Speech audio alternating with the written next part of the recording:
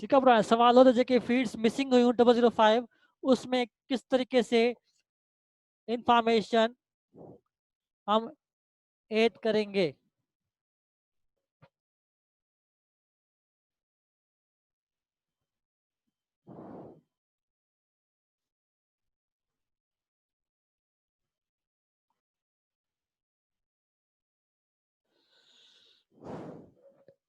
अब 005 मैंने बताया डेट ऑफ एंट्री की, ये होती है मार्क फील्ड। जिस डेट को आपने रिकॉर्ड इंपोर्ट किया, वो डेट आपने रिकॉर्ड में लिखनी होती है 005 के अंदर। अब यहाँ पर 005 किसी रिकॉर्ड्स में अवेलेबल है, किसी रिकॉर्ड्स में अवेलेबल नहीं शो कर रहा। ठीक है, जो टेक नंबर से इंफॉर्मेशन है वो शो करा, जो इसमें नहीं है वो शो नहीं करा। अब सब के अंदर आपने डेट लिखनी है। तो विनाइसिस के अंदर एक फंक्शन होता है,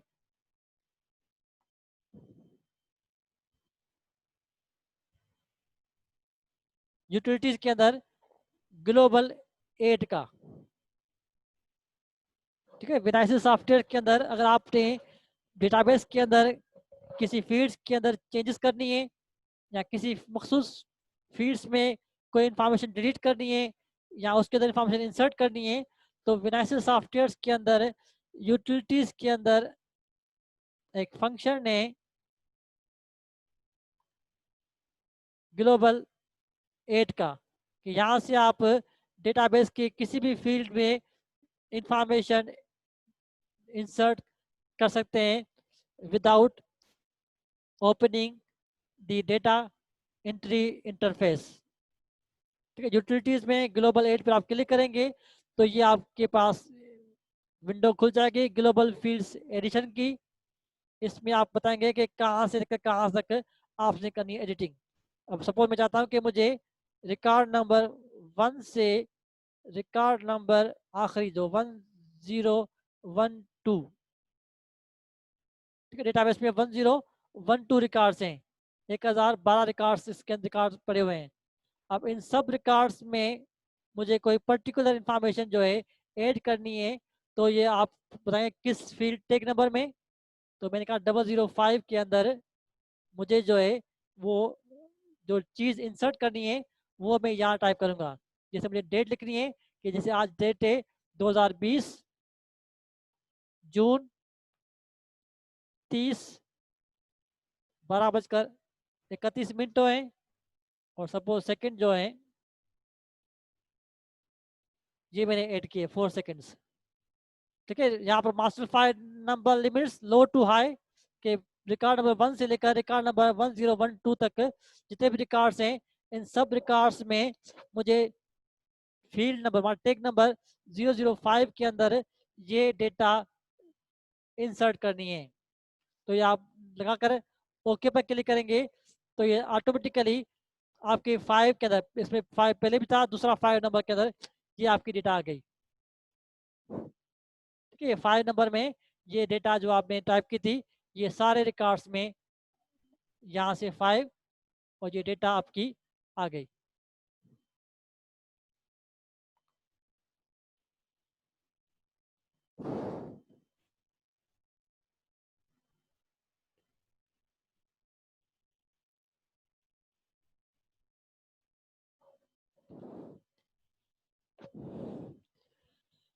ठीक है बेटा, इस यहाँ से भी आप कर सकते हैं। अगर आप चाहते हैं कि इसके बजाय आप यहीं से ही इसके अंदर वैल्यूज इंसर्ट करें,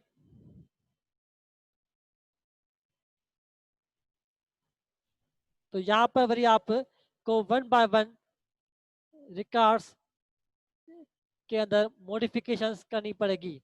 कैसे, जैसे जैसे आप इस रिकॉर्ड नंबर आप पे आए, लास्ट नंबर रिकॉर्ड, ठीक है, ये डेट मैंने की ऑटोमेटिक इसके अंदर आ गई।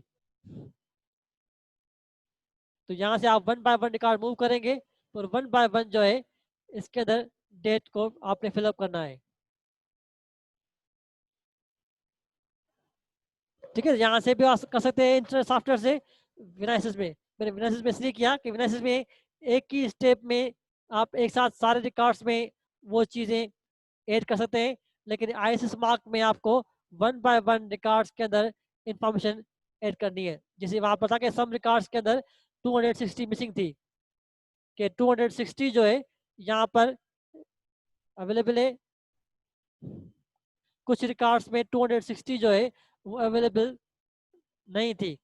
तो 260 आपने रिकॉर्ड्स के अंदर डालनी है, तो उसके लिए आप जो है वो 1 बाय 1 करके इंफॉर्मेशन इस सिस्टम में ऐड करेंगे।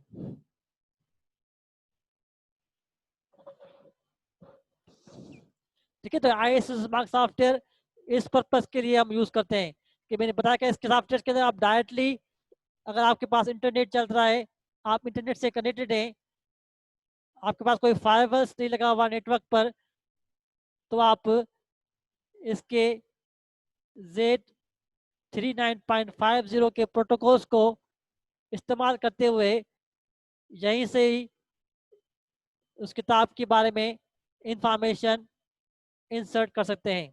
जैसे ये किताब आपके सामने मैंने ओपन की थी, अब सपोज ये किताब है बिहेवियर मैनेजमेंट।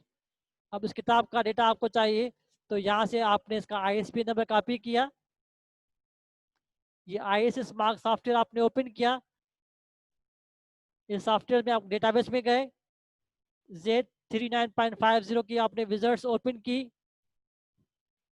ओपन करने के बाद आपने न्यू सर्च पर क्लिक किया और यहाँ पर आपने इसको कर दिया पेस्ट, ISBN नंबर को। ठीक है, अब यहाँ से आपने सेलेक्ट किया कि आपको ISBN नंबर ये वाला सर्च करना है। अब यहाँ पर ये सारे जितने भी सर्वर्स हैं, ये सर्वर्स अवेलेबल है, आपको सिर्फ LOC से सर्च करना है।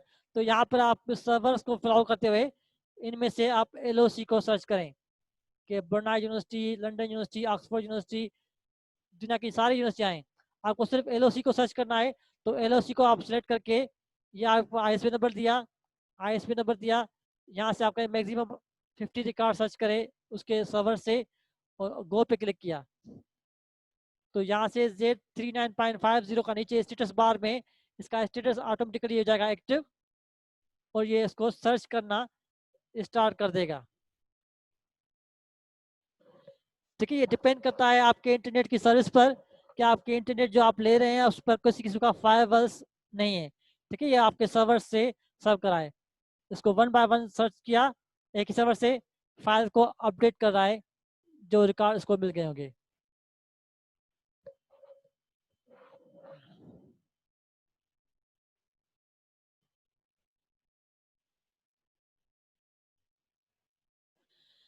जी हाँ बेटा, ISBN की जगह पर आप टाइटल लिख सकते हैं।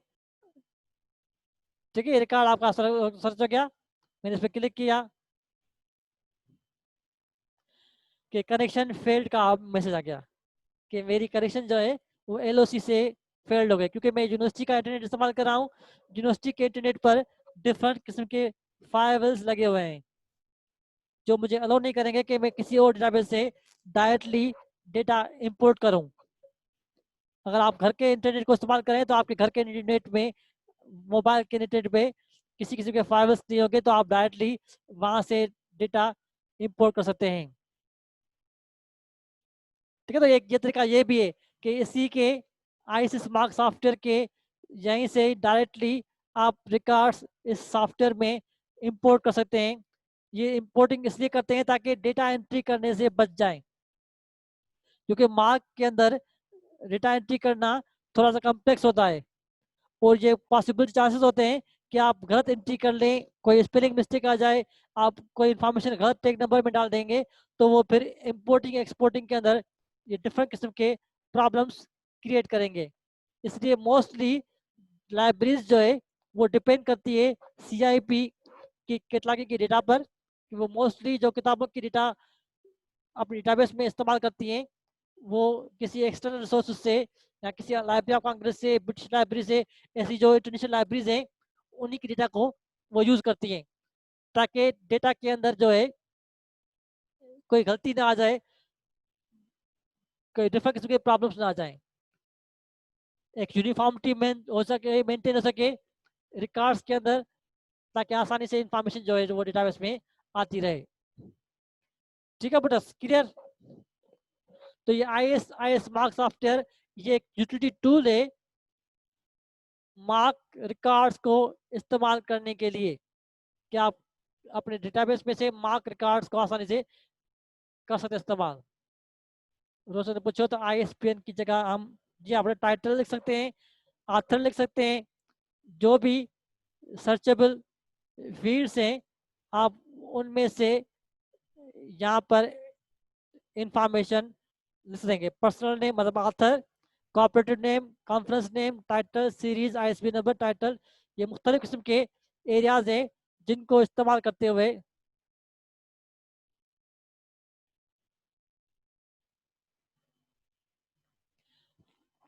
ठीक है बेटा। तो एक फंक्शन इसका ये भी है कि आप डायरेक्टली इन मुख्तलिफ किस्म के सर्वर से अपनी मार्क रिकॉर्ड्स कर सकते हैं अपनी डेटाबेस में इंपोर्ट। दूसरा इसके अंदर ऑप्शन होता है एक्सपोर्ट डेटाबेस।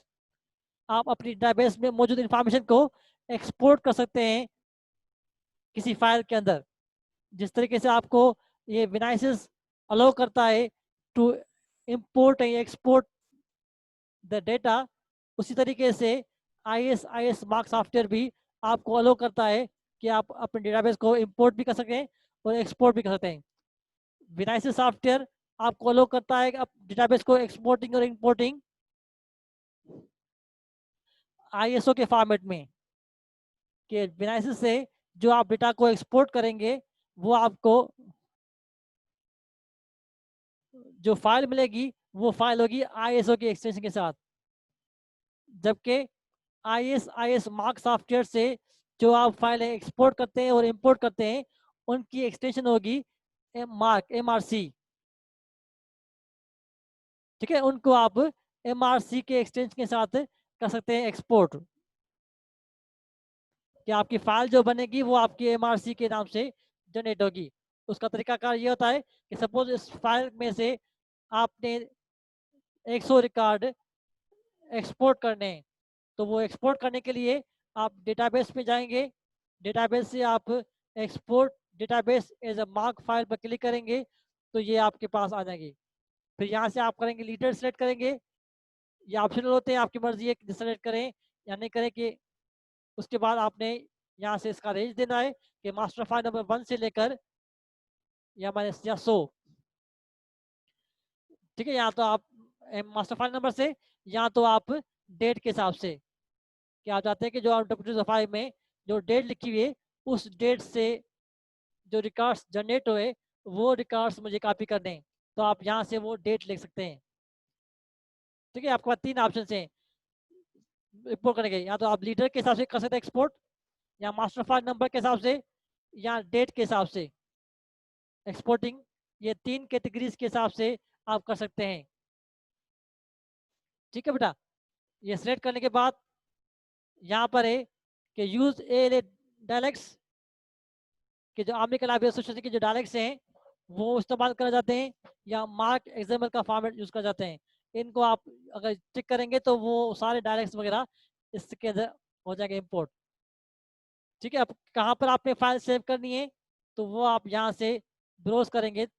अब मेरे पास क्योंकि ब्राउज का फंक्शन काम नहीं कर रहा, जब मैं प्रेस करता हूँ ब्राउज को तो मेरा कंप्यूटर जो है वो हो जाता है सॉफ्टवेयर बंद। ठीक है, due to the virus problem मेरी कंप्यूटर की ब्राउजिंग काम नहीं कर। ठीक है, ये आपका सी डेटाबेस के अंदर CD मार्क फाइल MRC के अंदर एक जिप फाइल बनेगी जिसमें आपके 100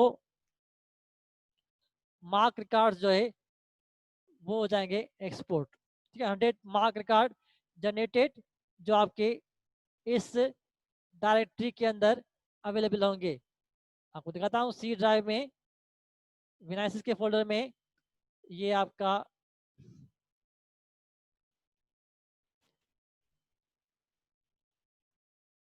जो था सी ड्राइव में डेटाबेस के अंदर ये MRC LTE के नाम से ये आपकी जिप फाइल बन गई थी।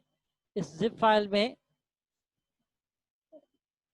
ये आपके 100 रिकॉर्ड्स अवेलेबल होंगे।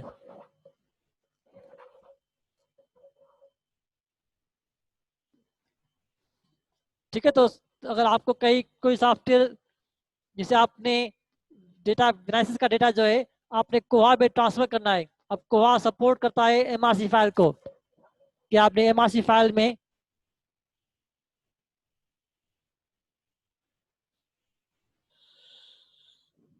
डेटा को कन्वर्ट करना है, तो उस पर्पज के लिए आप इस तरीके से डेटा कर सकते हैं कन्वर्ट। तो ये डेटा को आपको आसानी से कन्वर्ट करने के लिए भी सॉफ्टवेयर करते हैं इस्तेमाल, कि आपका डेटा जो मैसेज में पड़ा हुआ है उस डेटा को आपने एमआरसी में कन्वर्ट करना है, तो आप यहाँ से कर सकते हैं इसको कन्वर्ट।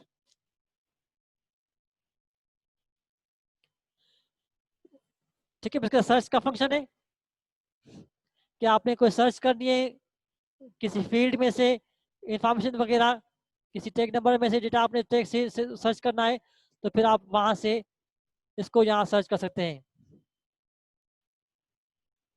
जैसे आपने 245 में से कोई सर्चिंग करनी है, तो यहाँ से मैंने 245 लिया, और सपोज मैं निकाल के लाइब्रेरी,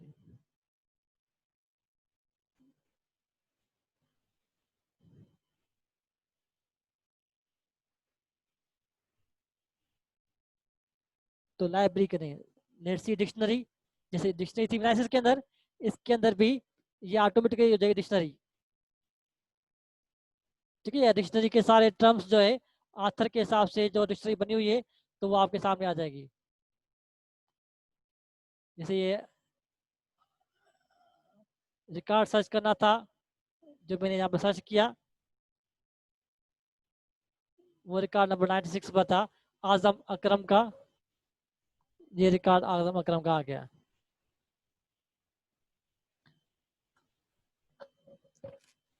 ठीक है, इसकी डिक्शनरी भी जैसे विनासिस के अंदर डिक्शनरी बनती है, सेम बार बार ना बताए, ये सेम डिक्शनरी जो है इसी के अंदर भी है। सेम डिक्शनरी आपकी आईएसएस मार्क के अंदर भी अवेलेबल है। यहाँ से भी आप डिक्शनरी को इस्तेमाल कर सकते हैं। ये डिक्शनरी विनासिस के अंदर भी सेम डिक्शनरी अवेलेबल है। ठीक है, जिस तरीके से आपने इसकी पीएफटी को मॉडिफाई किया था उस तरीके से इसकी भी पीएफटी को मॉडिफाई करते हुए, क्योंकि इसके अंदर सिर्फ आथर को शो कर रहा है, ये सारी वैल्यूज जो है आपकी आथर्स की वैल्यूज है।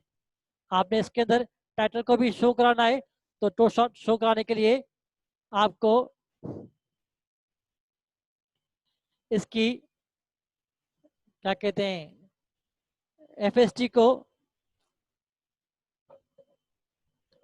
करना पड़ेगा मॉडिफाई, क्योंकि इसके डिटेल्स वगैरह एफडीटी एफएफटी पीएफटी, तो यहाँ पे से आप उसकी सर्चिंग के पैरामीटर्स को कर सकते हैं मॉडिफाई। ठीक है बेटा, क्लियर बाबा? लेकर आपको छह सर एग्जाम्स में विनासिस के हवाले से क्वेश्चंस आएंगे क्या? जारी बात है बेटा, डेटाबेस के अंदर सॉफ्टवेयर हैं तो सॉफ्टवेयर के बारे में सवाल आएंगे ना बेटा। मैं सवाल पूछूंगा कि what is the function of global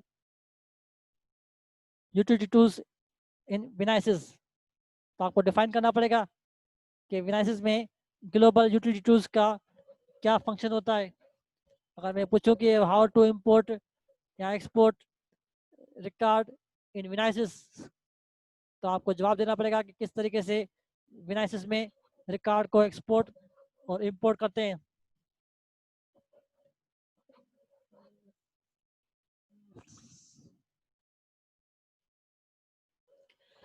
Roshan जयदो sir, ये हमें कैसे लिखेगा पेपर में, प्रैक्टिकल या थ्योरी?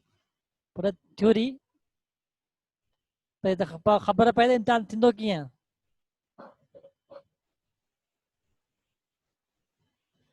मेरा पहले तो मालूम पड़ जाए कि how we will conduct exam. Exams के बारे में पता लग जाए तो उसके बाद होगा कि किस तरीके से एग्ज़ाम देंगे। यूनिवर्सिटी खुलती है या नहीं खुलती, मोबाइल मतलब एग्ज़ाम्स जो है वो ऑनलाइन होते हैं या कैसे होते हैं, तो उसी हिसाब से बेटा आप तय करेंगे